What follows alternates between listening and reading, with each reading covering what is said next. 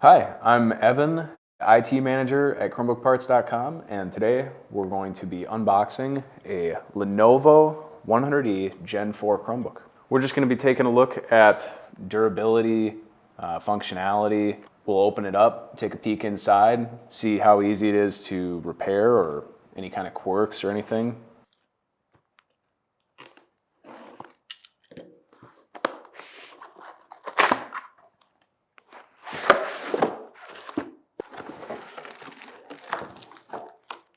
USB-C charged, as pretty much everything is now. That's good, 2-prong. I'm liking the shape here. This back cover, the texture on it, it's not going to scratch as easily, and if it does, it's not going to show. Kind of hard to tell at first glance, but this is a rubberized edge. It's not real soft rubber, so I don't think this is going to peel apart over time as it's used.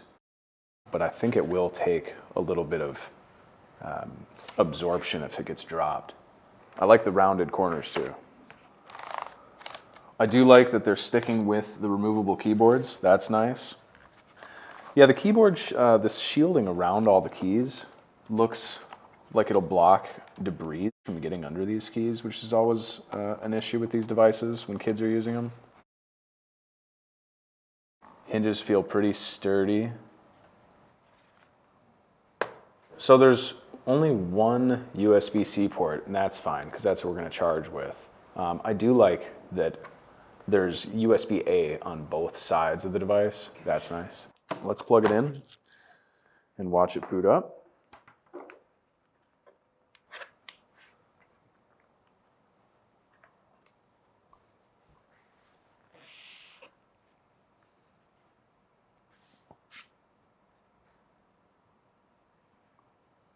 Pretty quick. No lag at the startup screen right off the bat. Nice. LCD is crisp. All the text is crisp. I like how the touchpad feels. There's plenty of space there.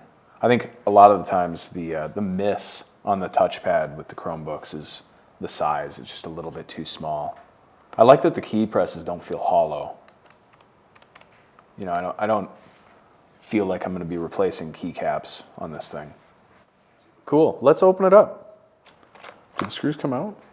No? I think they just stay in the bottom cover. I kind of like that. So I'm not losing screws on the ground while we're doing this.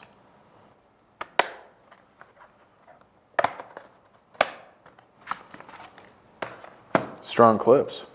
Yeah, this seems like it would be a pretty easy one to repair. You got some brackets here that need to come out before either board gets replaced, but I like that you don't have to remove the hinges to replace the board. That's big for me. Separate speakers. The only thing I see here that you'd have to pull the battery out to replace either board, but you'd have to do that anyway. This cable here connecting the daughter board and the motherboard. If I had to repair these all day, I wouldn't have a problem with that. So when it comes to replacing the screen, so that's pretty common. This bezel looks like it pops out pretty easily. I think I'm gonna try. That LCD is gonna be really easy to replace. I think it's all clips all the way around. Oh yeah, that's gonna be a dream to replace. Looks like the LCD cable comes through the left hinge here, but that's it. That'd be easy. So overall, I'm gonna give this device a 4 out of 5. I really like this device. I love the touchpad size, the rubberized edging, the texture. In regards to its repairability, I think I'm also gonna go 4 here. I don't have a lot of critiques there. I think the only thing that they could have changed was routing the motherboard, daughterboard cables around or over the battery. Other than that, I think everything else is gonna be pretty straightforward to repair. Well, that's the Lenovo 100e Gen 4. I like it a lot. Looks like easy to repair, fairly durable, simple. Would highly recommend for any self-repair school. All right, that's it. We'll see you next time when we unbox the HP Fortis G10.